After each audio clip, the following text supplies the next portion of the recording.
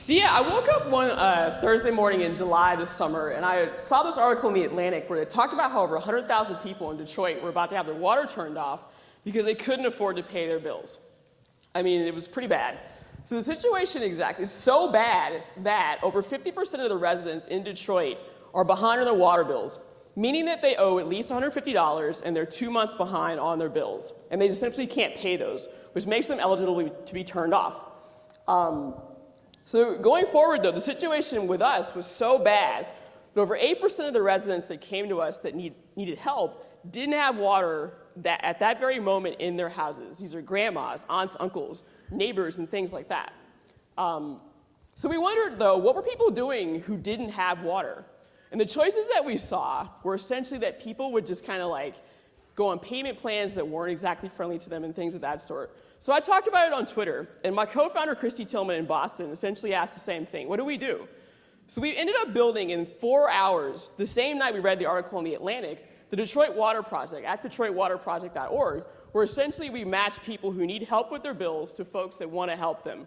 We were super, super iterative. This is the same site that's up now, super ugly. So we started off with just, if you owe $250 or less, we can help you out. But we learned very quickly that that was kind of a small amount, that people usually owe 2 times that at least. So we kind of learned a little bit about our customers and changed things up that way. But again, what was interesting about what we did was essentially that, we went from, not having this fund of money that we had, except to people essentially would just pay the water bill directly to the water bill company. And people were really moved by this model. So essentially over 8,500 people around the world pledged money to a water bill. I mean, basically because we just moved super fast, we didn't make people wait or file paperwork or things like that. But we kept learning, though, about all these residents. So lo and behold, the United Way, an organization that people think of as sort of, stodgy and slow, came to us and they said, we'd like to work with you all because we like the fact that you're super fast, you've learned a lot about these people here, we'd like to refer people to them. So essentially what happened, though, is that we've got these volunteers that have helped out. And we started off essentially where people were matched sort of manually originally, and we didn't have software, but this is the team that essentially made that happen.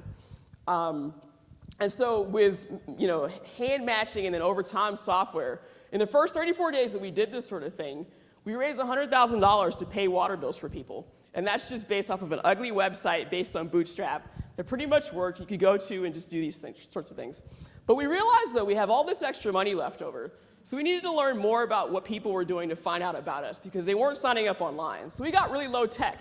We sent out postcards in Detroit with just information that we'd learned from people about what they needed to see to be able to sign up for our projects. And so this is a map, for example, of just a sampling of people that we helped in Detroit.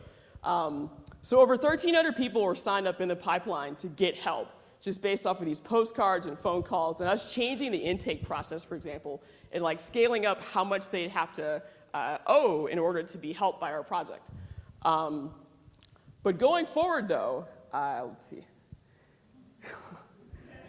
I'm getting ahead of my slides, it's crazy.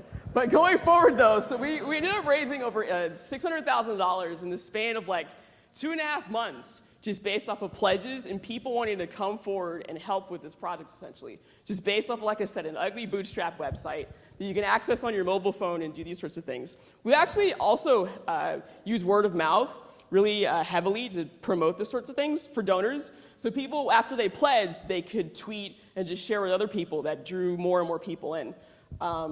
But also, residents who hadn't tweeted in months, like this lady, she came back online to share her story and to draw in more people that actually needed help themselves to sign up.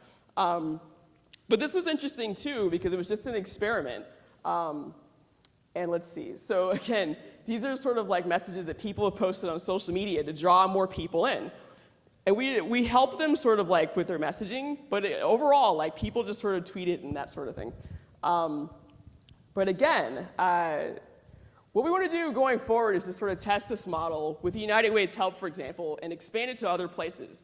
And just keep doing this sort of lean, super fast, no paperwork. We still have ways of verifying people that need help, however, but just do this in other places. So again, if you want to help out, you can go to the detroitwaterproject.org, pledge, get involved. The source code's on GitHub. Thank you. And we're actually forming a nonprofit around this as well, so thank you.